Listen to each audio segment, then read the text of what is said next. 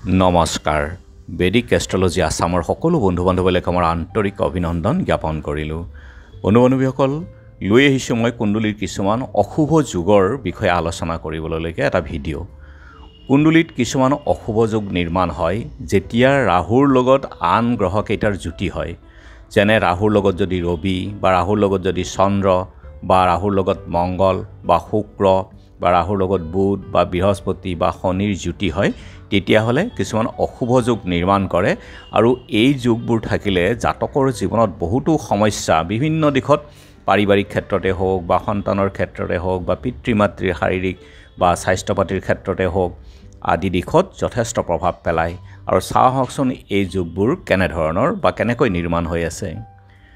জাতকৰ কুণ্ডলীত যদি ৰাহুৰ লগত শুক্ৰৰ যুতি হয় তেনেহ'লে ই ক্ৰোধিত যোগ কোৱা হয়। ক্ৰোধিত যুগ নিৰ্মাণ হয়, ব্যক্তি ক্ৰোধ হয়, ক্ৰোধিত হয়, ব্যক্তি খঙাল হৈ পৰে।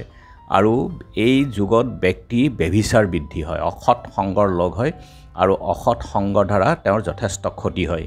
আৰু এই ব্যক্তি অত্যাধিক ক্ৰোধ আৰু সাহসৰ বলি হৈ কাজিয়া পেচাল কৰি জীৱনত বহুতো হানি হয়, মানহানি, ধনহানি আৰু বিশেষকৈ দশা মহাদশা কালত এই ক্ষেত্ৰত যথেষ্ট কষ্ট ভোগ কৰিবলগীয়া হয় জাতকে। দ্বিতীয়তে আহিল কুণ্ডলীত যদি বৃহস্পতিৰ লগত ৰাহু যিকোনো স্থানতে যুতি হৈ থাকে তাক গুৰুচণ্ডাল যোগ বুলি কোৱা হয়। আৰু এই যুতিত জাতকৰ দীৰ্ঘায়ু যোগ হয়, কিন্তু জীৱনটো সমস্যাৰে ভৰি থাকে, জৰ্জৰিত হৈ পৰে, যথেষ্ট কষ্টৰে জীৱন ধাৰণ কৰিবলগীয়া হয়, জীৱনত যথেষ্ট ভ্ৰমণ কৰিবলগীয়া হয়, স্বাস্থ্যৰ ক্ষেত্ৰত যথেষ্ট অৱনতি সমস্যা আদিত ভুগিব লগা হয় জাতক। আৰু শনিৰ লগত যেতিয়া ৰাহুৰ যুতি হয় ইয়াক শ্ৰাপিত যোগ বুলি কোৱা হয়। আৰু সেই জাতকে গুপ্ত কাৰ্য বা গুপ্ত বিদ্যাৰে তেওঁ জীৱনত যথেষ্ট ধন অৰ্জন কৰে। কিন্তু এই যুতি যদি জাতকৰ সপ্তম স্থানত হয় তেওঁৰ বিবাহিত জীৱনত যথেষ্ট খুটখাট লাগি থাকে। আৰু যদি সন্তান স্থানত হয়, পঞ্চম স্থানত হয়, তেতিয়াহ'লে সন্তানৰ পৰা যথেষ্ট সমস্যাত ভুগিবলগীয়া হয়, সন্তানৰ পৰা সুখ নাথাকে। আৰু ৰাহুৰ লগত যদি ৰবিৰ যুতি হয় কুণ্ডলীৰ যিকোনো স্থানত তাক গ্ৰহণ যোগ বুলি কোৱা হয়। আৰু সেই জাতকৰ চক্ষু ৰোগ, দুৰ্বল চক্ষু দৃষ্টি আৰু তেওঁৰ পিতৃৰ লগত মনোমালিন্য হয়, পিতৃৰ লগত ভাল সম্বন্ধ নাথাকে। আৰু এই সমস্যাৰ কাৰণে পিতৃৰ স্বাস্থ্যৰ ক্ষেত্ৰতো যথেষ্ট কষ্ট ভোগ কৰিবলগীয়া হয়। আৰু ৰাহুৰ লগত যদি চন্দ্ৰৰ যুতি হয় তেনেহ'লে তাকো গ্ৰহণযোগ বুলি কোৱা হয়। আৰু সেই জাতকৰ জীৱনত মানসিক সমস্যা, মূৰৰ বিষ, চকুৰ ৰোগত কষ্ট ভোগ কৰিবলগীয়া হয়, তেওঁৰ জীৱনত যথেষ্ট ভ্ৰমণ কৰিব লগা হয়।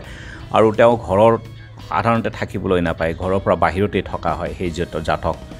আৰু ৰাহুৰ লগত যদি মংগলৰ যুতি হয় তেনেহ'লে তাক অংগাৰক যোগ বুলি কোৱা হয়। সেই জাতকৰ জীৱনত কিছু মনত ভয় হৈ থাকে আৰু ভাতৃহীন অথবা ভাতৃৰ লগত তেওঁৰ মনোমালিন্য হয়, ভাতৃৰ লগত ভাল সম্বন্ধ নাথাকে, শত্ৰুৰ পৰাও ভয় হয় আৰু তেওঁ উচ্চ ৰক্তচাপজনিত ৰোগত কষ্ট ভোগ কৰিবলগীয়া হয়। যেতিয়া মংগলৰ দশা বা ৰাহুৰ দশা মহাদশা আহে সেই সময়ত যথেষ্ট কষ্ট ভোগ কৰিবলগীয়া হয়। আৰু ৰাহু আৰু বুধৰ যুতিত জড়ত্ব যোগ বুলি কোৱা হয়। আৰু যি জাতকৰ কুণ্ডলীত এই যোগ থাকে সেই জাতকৰ হীৰা ৰোগ, স্নায়ু ৰোগ আৰু চৰ্ম ৰোগ সম্বন্ধীয় ৰোগত সমস্যা হয়। বিশেষকৈ ৰাহু আৰু বুধৰ দশা মহাদশা কালত তেওঁলোকে যথেষ্ট কষ্ট ভোগ কৰিবলগীয়া হয়। গতিকে এনে ক্ষেত্ৰত ৰাহুৰ লগত যি গ্ৰহৰ যুতি আছে সেই গ্ৰহৰ প্ৰতিকাৰ কৰাৰ অতি প্ৰয়োজনীয় হৈ পৰে। আৰু এনেধৰণে প্ৰথমৰ পৰাই জানিলে আপোনালোকে যুতিসমূহৰ আপোনালোকে সেই গ্ৰহটো ৰাহুৰ লগত যদি বুধ আছে বুধৰ প্ৰতিকাৰ বা চন্দ্ৰ যদি আছে চন্দ্ৰৰ প্ৰতিকাৰ কৰি আপোনালোকে নিজক সুস্থ কৰি ৰাখিব পাৰে বা সমস্যাৰ পৰা নিজকে মুক্ত কৰি ৰাখিব পাৰে। ধন্যবাদ।